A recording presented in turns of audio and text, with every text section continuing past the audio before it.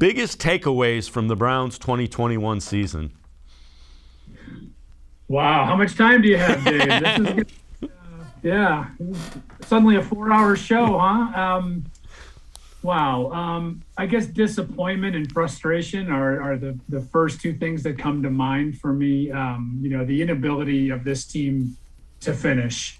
And we can go all the way back to that week 1 game against Kansas City in the rematch of last year's playoff game. And unfortunately, the one in September ended much like the one did last January, with the Browns coming up short. So that was just, the first taste of disappointment in a year that I think we're going to long remember as one of the most disappointing, certainly in the expansion era. So, listen, we're going to, we'll dissect last season for a long time. I think the Browns need to quickly, think forward and not backward about what did happen. They need to learn those lessons. They've got obviously a big decision to make with the quarterback. They've got a young coach who had a tough, he had a sophomore slump. Stefanski had a tough year. So my biggest takeaways are just the disappointment of it.